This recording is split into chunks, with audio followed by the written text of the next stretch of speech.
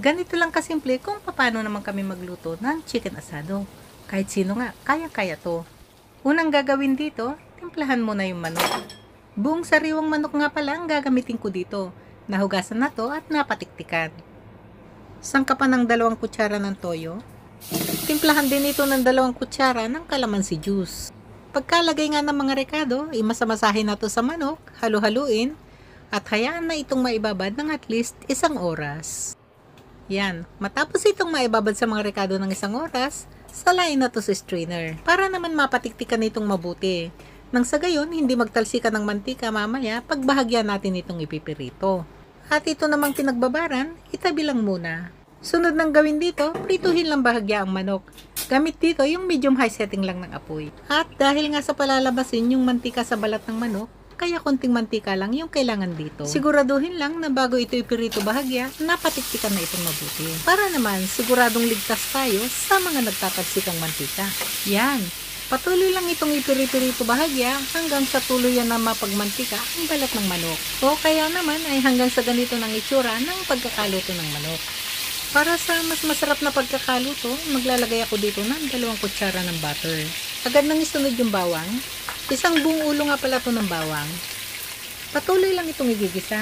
Lutuin hanggang sa maamoy na yung bango ng bawang. Ang bango na. Ilagay ng 1 tasa ng sibuyas. Ganon din na gisa-gisahin ng sibuyas.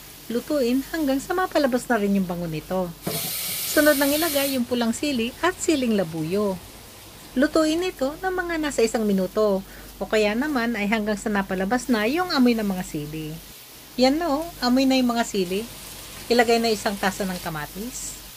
Haluin lang saglit. Takpan, saka pa ito lutuin ng 5 minuto o kaya naman ay hanggang sa mapalambot na mga kamatis. Gamit dito yung pinakamahinang setting ng apoy. Take note nga pala na pagka ganito kahina yung apoy na ginagamit, talaga namang nagtutubig yung niluluto at saka matipid sa gas.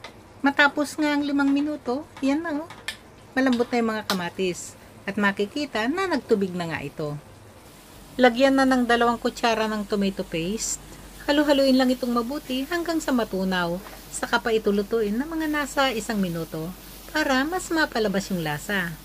Ngayon, pwede nang ilagay yung marinade sauce. Haluin mabuti hanggang sa kumulo. Gamit dito yung malakas na setting ng apoy. Yan kumukulo na. Hayaan lang itong kumulo saglit. At pagka ganyang kulong-kulo na, pwede nang ilagay yung 1 tasa ng tubig.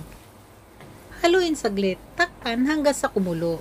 At pagka kumukulo na, lutuin pa ito ng 30 minutos sa pinakamahinang apoy. Pero haluin ito sa loob ng 15 minutos para naman makasiguro na hindi nanikit yung ilalim nito.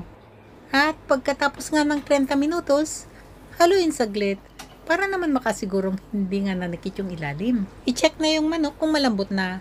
Pagka ganyang malambot na yung manok, pwede nang ilagay yung mga panghuling rekado. Ilagay na yung 2 piraso ng dahon ng laurel, 1 kutsarita ng paminta, at nagdagdag nga pala ako dito ng asukal. Bali 2 kutsarita to. Timplahan na rin ng 1 kutsarita ng chicken powder at 2 kutsara ng liver spread. Saglit na lang ito lulutuin. Kaya i-adjust ng apoy sa medium setting. Ginamitan ko nga pala ng tinidor yung liver spread para maihalo itong mabuti sa sabaw. Paalala lang pala na pagkalagay ng liver spread, mabilis nang lalapot ang sabaw. Kaya nga ilalagay lang ito pag malapit nang matapos ang pagluluto. Pinakapanghuling timpla, maglagay ng 1 kutsara ng liquid seasoning. Haluing mabuti saka natikman para maihusto ang lasa. Kanyama na. Patuloy lang itong halu-haluin. Lutuin ng mga nasa 5 minuto na lang.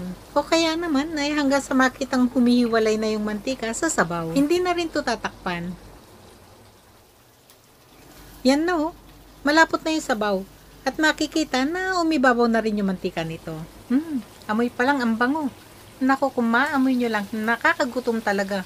Yan na ready to serve na to. Pero alam nyo ba na mas masarap pa ito pag kinabukasan kakainin.